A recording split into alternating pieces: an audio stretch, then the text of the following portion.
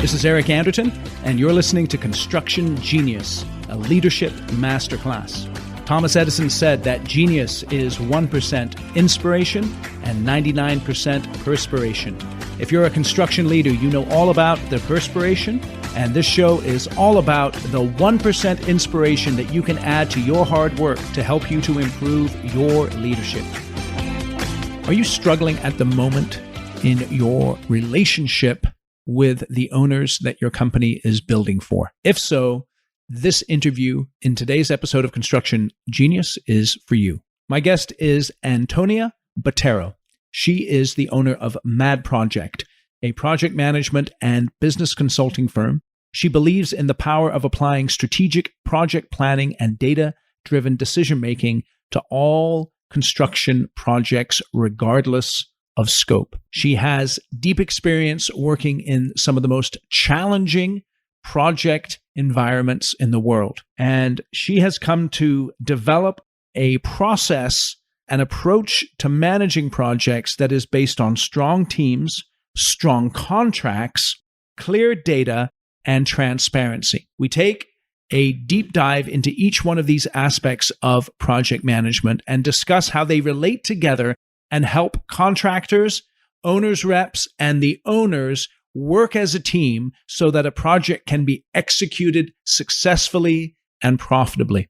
So if you'd like to get some insights into the owner's perspective, this episode of Construction Genius is going to be super helpful. So check it out all the way to the end. At the end, Antonia shares 3 insights that every construction company needs to lay hold of in order to build successfully. I know you're going to find this interview super helpful. Thank you for listening to Construction Genius today, and feel free to share this interview with anyone else that you think would benefit from listening to it. Antonia, welcome to Construction Genius. Thank you for having me. It's my pleasure. I've been wanting to get you on the show because you are on the owner's side of the table. So in today's discussion, we want to take a deep dive into the things that you see from the owner's side with contractors that impact a construction project. There's this famous concept, we're all familiar with it. It's kind of related to entropy, where a project starts out well-ordered, everyone's got the best intentions, and then things, as time progresses, it goes to disorder and then eventually to chaos. Many contractors seem to be comfortable in that window between disorder and chaos. In your experience, what are the most effective ways to fight against that cycle and to keep a project in order? Yeah. Well, I mean, I agree that it's a very common thing and that you see often. And I also agree with that. It doesn't need to be that way. I think a big one too that everyone sort of forgets and kind of leaves behind is really the idea that ultimately the leader of the project is the owner, is the developer. And so when you have a developer who knows and has done several projects before, they are going to know that if they're not holding people accountable and they're not saying like, hey, we need to have a weekly meeting. Hey, we need to review the budget once a week. Hey, we need to go through the change order log. It's at some point, who else is accountable if it's not the project owner, right? Like they're the largest stakeholder. They're probably handing over the largest portion of their interest in this project over to this contractor. And if they're not kind of setting the expectation to say, hey, we need to meet regularly, we need to keep an eye on things, then you're right. Like the contractor sometimes can get into the details, into the weeds and sort of forget the big picture. And if no one's kind of reeling them back in, for sure that can happen. So this one in my mind is always like the owner is not watching it and the owner should be able to reel them back in and to say, hey guys, like we need to keep our weekly meetings. We need to have the weekly walks or the monthly walks or however it's scheduled. We need to look at the overall schedule, look at the budget, change order logs, the middle log, like what questions are outstanding. And if you're not having these conversations, you're not watching the job. So in my mind, it's like the owner has a lot of responsibility on this for sure. It's interesting. What experience or how often do you come across owners who they're just wanting to push everything off of their plate? They want to get a project done. They want to get it built, but they're figuring if I can just bring in the right people, they can take care of all that hassle and I won't have to worry about it. Yeah. I mean, honestly, I think a portion of our work, I would say like half of the work that we do are very experienced owners who don't have the resources in-house and they're not interested in building an owner's rep or a construction team in-house. And so they hire us for it. And I think that if that's kind of your approach and you're very clear on what the expectations are to say like, hey, I'm hiring you so that I don't have to deal with these things. I think that's a really good setup. I think that that's a very smart thing to do. If you don't have the resources or the wherewithal or you've never done it before, that's a kind of a different kind of client that we have, sort of newer developers who are like, we're not really sure how to do this. We're not sure what the standards are. Can you guys come in? So yeah, I mean, I think the people who are the most wanting to not do the work themselves are usually clients who are very experienced, who just know that they don't have the resources to do it in-house, but they know that they need to watch the job. And so that's where I see it most. Excellent. So as the owner's rep, you sit between the contractors and the owner. What do contractors get wrong most about owners? I think there's almost this, and I guess it varies. It's a difficult thing to generalize, right? But I think the biggest sort of misconception, particularly for owners that are very meticulous and who really want to see the books and get the full transparency. I think a lot of contractors get the sense that the owner is like out to get them. And I really think that kind of putting yourself in their shoes, kind of being the contractor, putting yourself in the owner's shoes to think, hey, you're about to hand over your majority stake in this project to somebody that potentially you've never worked with before, which hopefully you've vetted them and you've interviewed them and you've checked their financials and works. But put yourself in their shoes. And at the end of the day, especially when you have owners that are experienced, they're typically people that want to create a really good partnership so that if there's any issues, they can help. And so that's where the transparency comes in. And it's less about, I'm going to get you, and more about, let's all know what's going on with the project so that should a problem arise, like we can all help. And I think that that's a big one that you see across like contract negotiations. You see it across change order negotiations, like any moment in the project where there's kind of like a high stress, you sort of get this perception of the contractor. And again, not all contractors, some contractors that I've worked with are very happy to be completely transparent because they understand that if they are and that we're all on the same page, then we can row in the same direction. So I think that that's a big one that contractors get wrong from owners. It's less about, again, not to say that there's owners that are not trying to get you, right? Like we've all worked with terrible people at some point in our careers, but I don't think that that's the majority. You use the word transparency, and I know that's one of the things that you really focus on in your work. It's interesting. I've had so many conversations with my clients where we talk about the dynamic with their owners. They're having a challenge, and they say a lot of times, we want to be transparent up to a point, but perhaps not fully transparent because we don't want them to see how we're making the sausage here. So what do you mean by transparency? Well, I mean, I think that like there's some types of projects, again, it all needs to be project specific and it needs to be appropriate, right? So if you're doing like a small residential renovation and your schedule is 6 weeks, the level of detail that I would expect to see on a job like that is much lesser than that of like, let's say $100 million ground up project, right? Just because you literally don't have the time.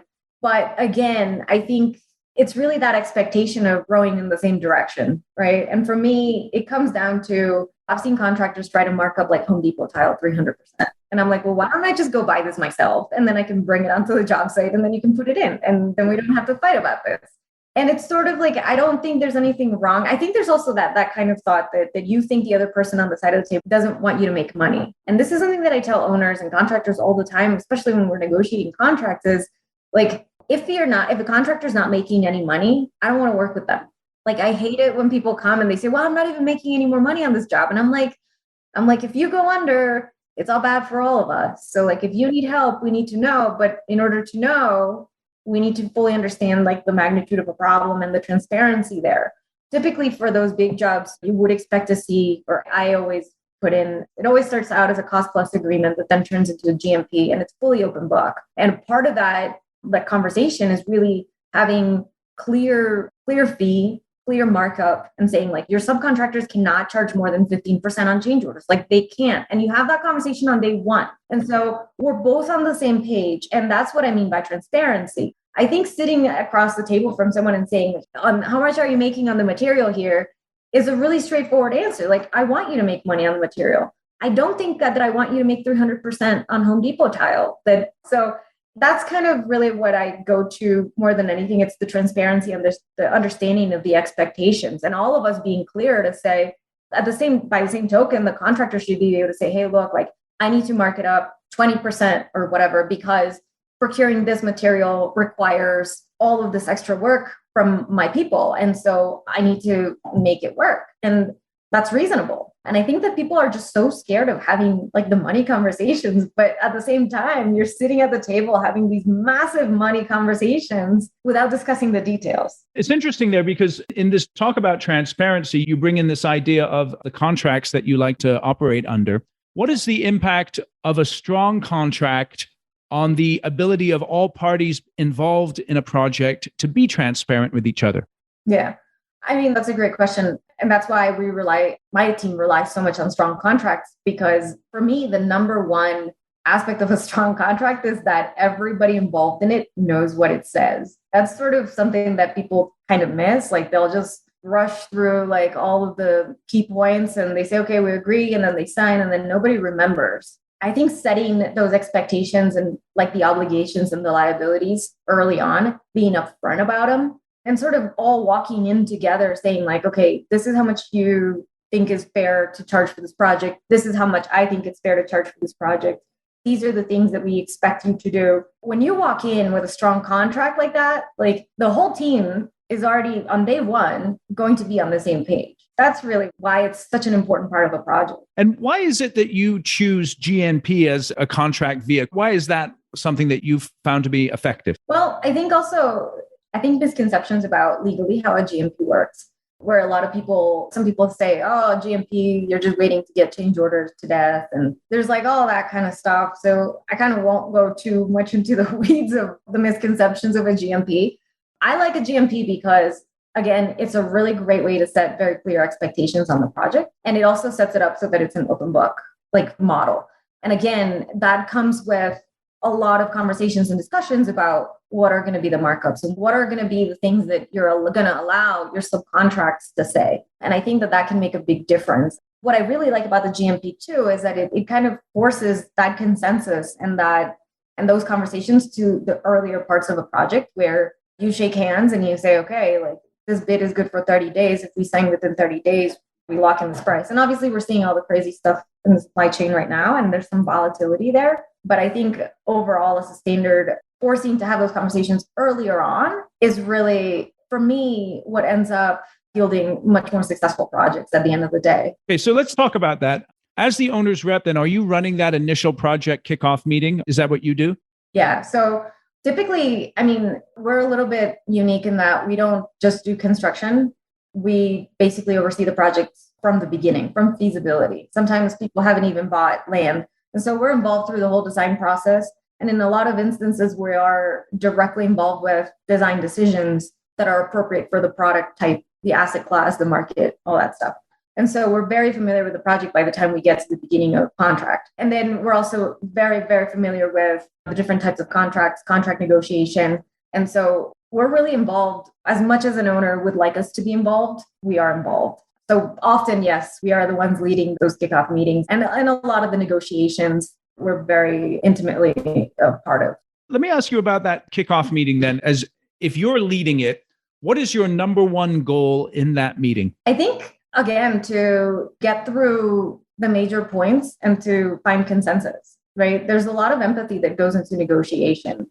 There's a lot of putting yourself in the other person's shoes and really understanding where they're coming from in a negotiation. And you got to take into account like the current market, the market where your project is being built, the lending environment that we're in right now, the capital environment that we're in. And so having all this context is super important because sometimes, like we were just saying, an owner will have the owner's perspective only or the contractor's perspective only. And so being sort of in the middle and saying, sometimes there's some refereeing going on. And sometimes there's telling the owner like, no, that's actually market for this moment. And it's an adequate thing to agree to.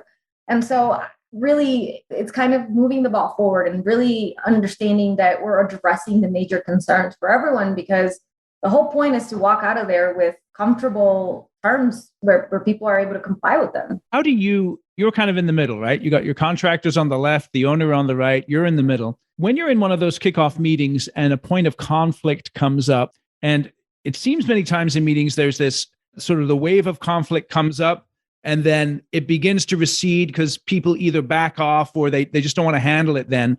What do you do to make sure that things don't get swept under the rug at the beginning, which are going to come back to bite you later on in the project? Yeah. Well, I think that's a big one too, of like leading meetings and kind of having that strong relationship with the owner, who's like ultimately the person that I work with, is to say towards the end of the meeting, is like, okay, so who is sending the email? Like, who is going to do this next step?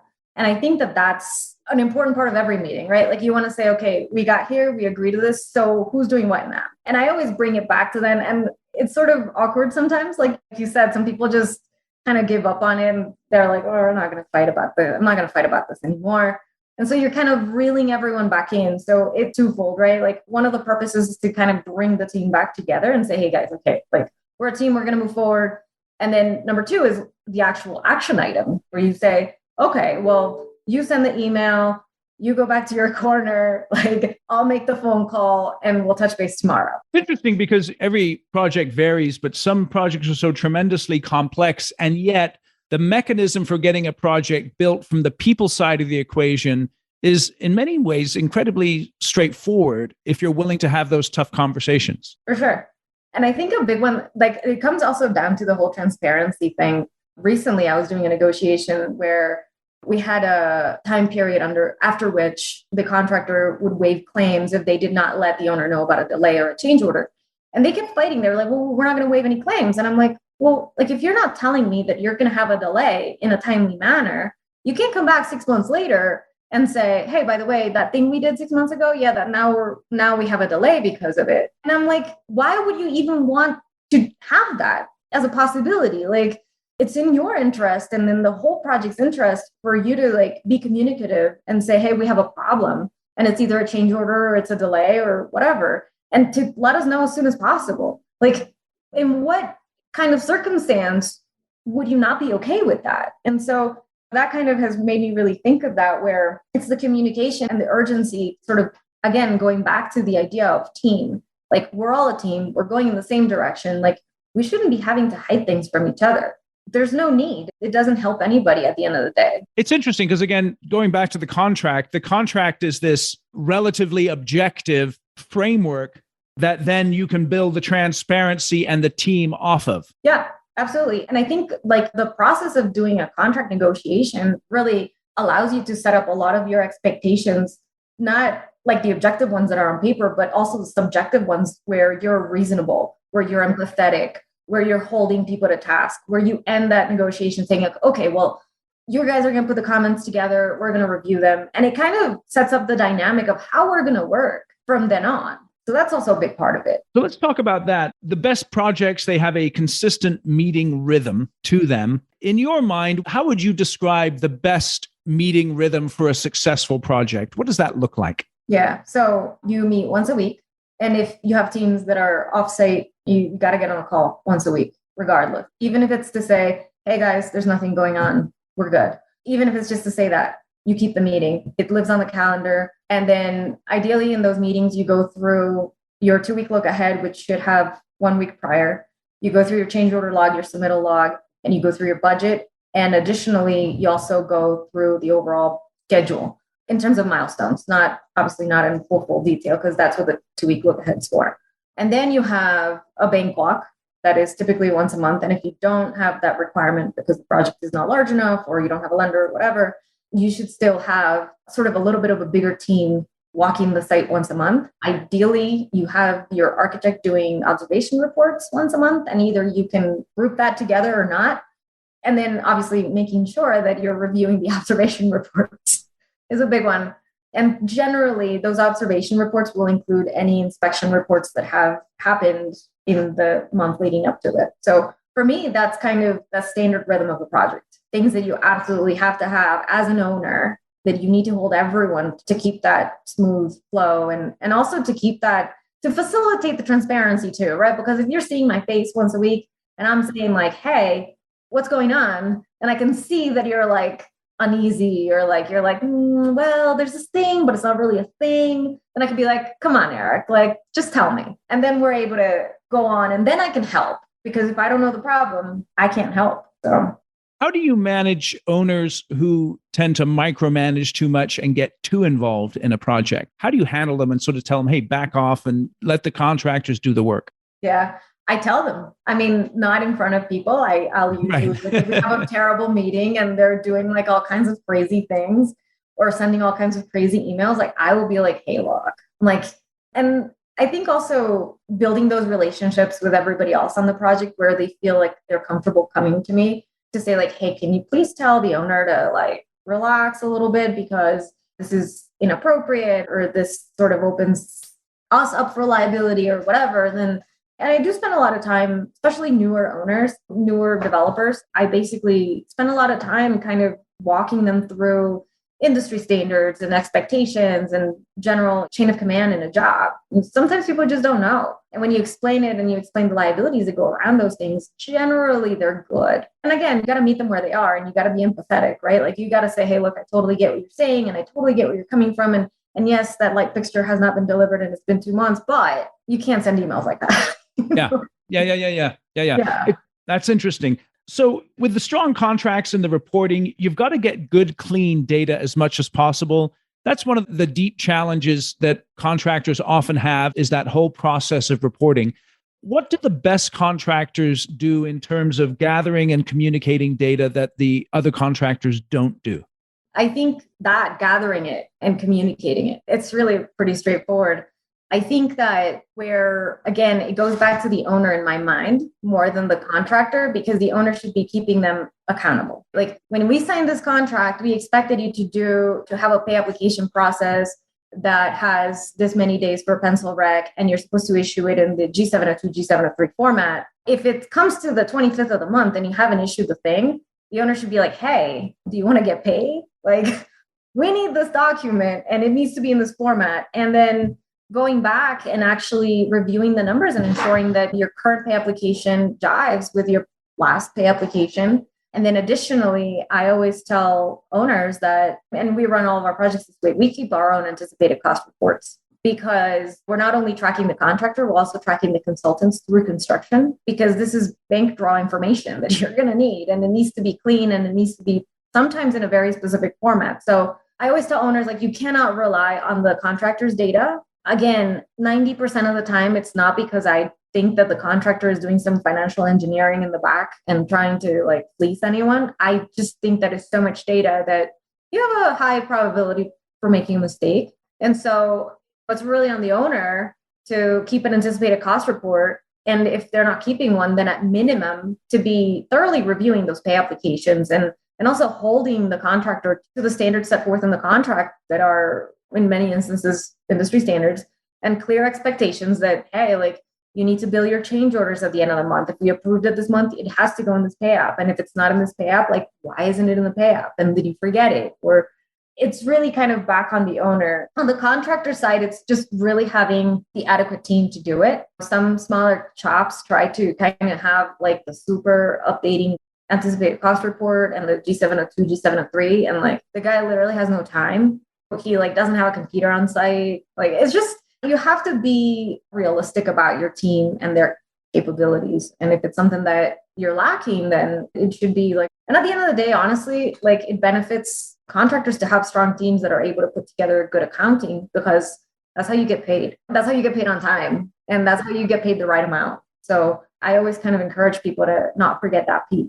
When you're working with a contractor, you've used the word empathy quite a bit. And I think empathy is not necessarily a word that a lot of people use in construction many times because it tends to be adversarial. And when you're working with a contractor specifically, how do you help them to see things from the owner's perspective? Can you think of a conversation you've had where you were talking to a contractor and then all of a sudden a light bulb went off in their mind and they began to understand what you were saying about the owner's perspective? Yeah, I mean, honestly, it always comes down, and this is a big one too, whenever there's like any substantial completion conversations, like substantial completion language conversations or in a negotiation, usually, and I don't know if it's like a construction contractor council, not construction owner council, but contractor council that has this sort of reaction to taking out lender requirements from the language. And I'm like, you don't meet the lender requirements, you're not getting paid, whether it's in your contract or not. And honestly, the owner can't do anything about it. So you're actually put yourself in the shoes of the owner that you're beholden to this lender. You have to do what they say. At the end of the day, they're the boss. And so put yourself in the shoes of the owner to know that there's this other governing body on this project that we all have to listen to. And I think that to me, that's one of the easier ones where they're very quickly like, oh, yeah, I see what you're saying. I guess the owner has to put this in here because otherwise nobody's getting paid. That's one that happens over and over again. Lender requirements is just a big one. And I think the other one too is sometimes, and this is more when you have sort of boutique or luxury work where the owner changes their mind several times and it's not, the contractor's like, well, why am I ripping out the tile for the fourth time? You know, like, why are we putting in yet a different tile in here? And a lot of those conversations are like, hey, look, there was this marketing study that the owner did. And you kind of explain to them the situation a little bit. And it goes a little bit of a ways. Sometimes like it's just, they're just annoyed and there's really nothing you can do about it. And in those moments, you can just say, you know what? I totally get it that you're annoyed and that there's nothing that I can do about it. But there's also nothing that I can do about the fact that we got to do the work.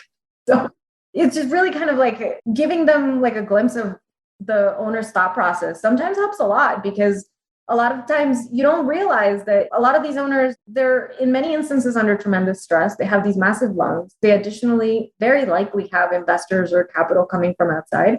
And there's all these demands, right? Like there's all these things that sometimes contractors don't realize that exist. And likewise, in the other direction, the owners don't realize that the contractors have all of these relationships and obligations on their end. And so kind of saying like, I get it. Your tile guy is ready to kill you. We'll make sure that you get the change order in there. We'll make sure you guys get paid and kind of reassuring them and giving them a little bit of a glimpse helps a lot. And I think it just makes people feel less like, oh, they're just making me do this to make me do it, which nobody likes to work under those conditions. So I made a note here. This idea of educating the contractors helps them to come to a point of empathy, perhaps. Absolutely. And it works both ways too. Same thing with the owner. Yep. Yeah. What do you think are the main things that owners miss about contractors? What's the main complaint you hear from owners where you're like, dude, you just need to stop. Let me explain to you how it really is. I think in the current volatility for the supply chain and a lot of the material market that we're seeing right now, some owners just won't hear that the price is the price. And that's after, for me, like we put a CM typically through an extensive de-scoping process before we buy. So I'm not want to say, oh, I see the price. And if it looks okay, then we just sign. Like that's not at all it. But in many instances, you'll go through like 5 or 6 rounds of de-scoping. You'll meet with like 4 or 5 subs for a certain trade. And the owner will still say like, oh, no. I'm going to call so-and-so and I'm going to bring them in and it's going to be a thing. When you do get down the line and everyone's done the work and you still have an owner who won't, they kind of get into this process. And I think they have all this adrenaline going and all this stress. And they're like, well, let's do another one. Like, let's have another de-scope meeting. You're just like, no, man, like this is it. I think in this market, that's been more and more of a thing. It's just really kind of letting like the owner know, particularly for CMs or for GCs that have done the work. You're like, no, man, like we've done everything we can. Like this is really it. I think that that's what sometimes owners get wrong because I think they see that this process, de-scoping process does have the possibility of VE and, oh, and we counted this thing wrong and we didn't take account for that thing. And they see that as the scope becomes tighter, the price does change. And they think that you can do that indefinitely. And it's like, no, like you get to a point where you're actually done, like you're done.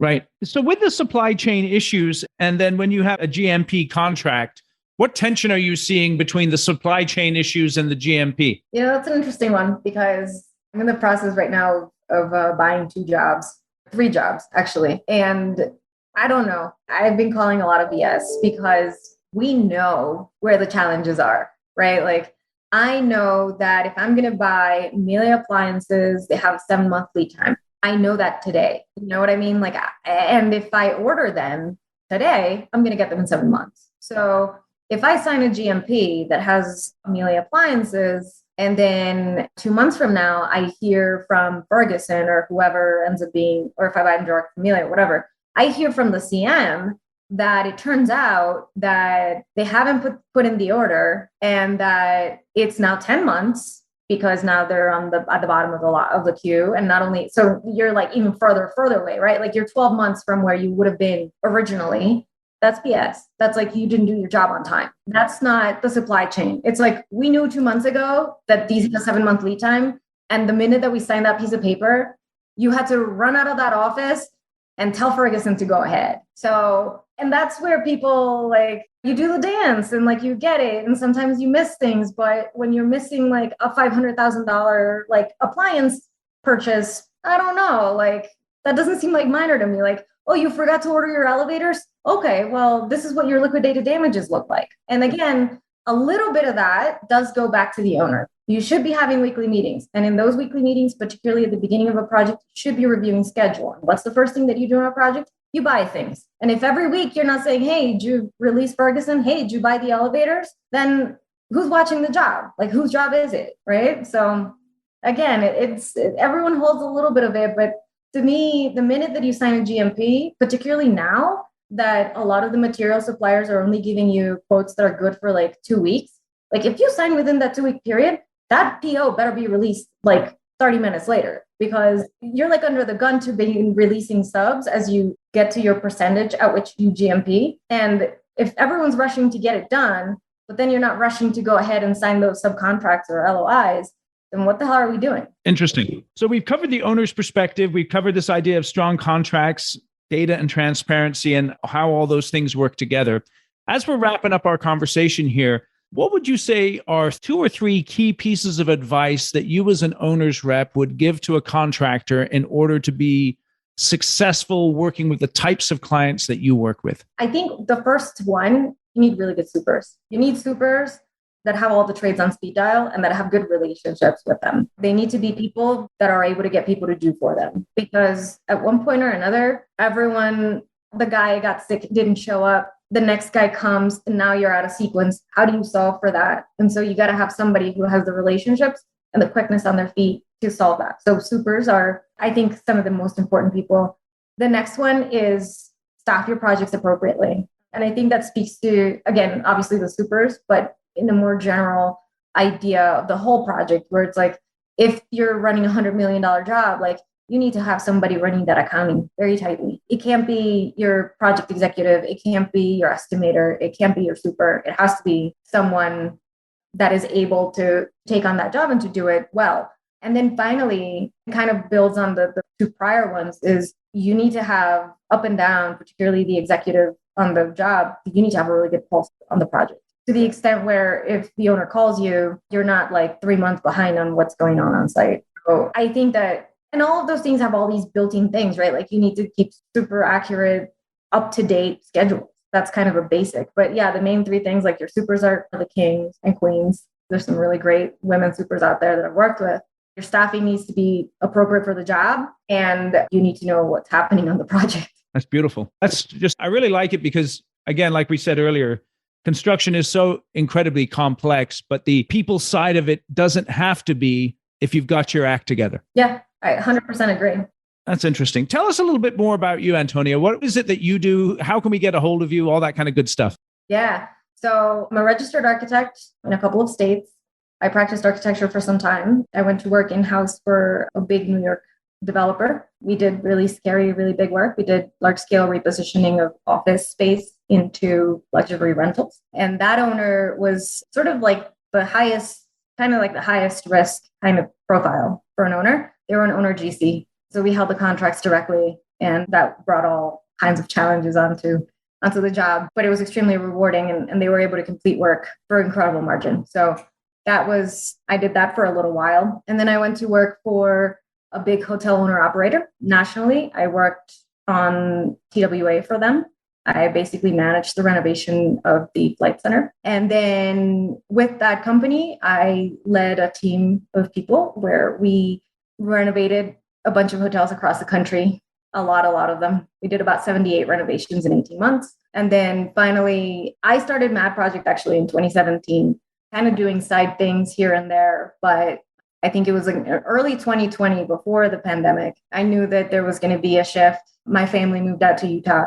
And so I was kind of getting ready to ramp up my shop, and then COVID hit. And then I ended up staying another year with that hospitality developer to sort of wind things down. But in the meantime, I got my project running. So we're basically an owner's rep. We manage projects from the beginning, from feasibility all the way down to construction. And at any moment through that process, we can help out on sort of like a standalone project basis. Like if you just need help negotiating a contract, or if you need help doing a full project audit, we do a lot of those. And I have a great team of people, and you can find me on Twitter. And you can share, I don't know if you'll have some notes on We'll have the Twitter handle in the show notes and a link to your website, of course. Yep, that's it. And that's the best way to get a hold of me, through the website. There's a form, or you can email me, or you can find me on Twitter. We're always responding to interested people. That's beautiful. Well, I really, really appreciate your time, Antonia. This has been an extremely helpful conversation. And thanks for joining us on Construction Genius here today. Yeah, thanks so much for having me, Eric. And this was awesome. Well, awesome. Thank you. Thank you. Thank you for listening to Construction Genius today. I hope you enjoyed my chat with Antonia. And before you jet off for the day, I'd like to direct you to my website, www.constructiongenius.com. And on the website, I have a resource that I think you'll find tremendously helpful. It's called Kick-Ass Meetings. You have to run meetings all the time in your construction business. You want to learn how to run them well so that you bring your team to an agreement on how to solve your toughest challenges, and Kick-Ass Meetings can teach you how to do that. So go to constructiongenius.com/kick-ass meetings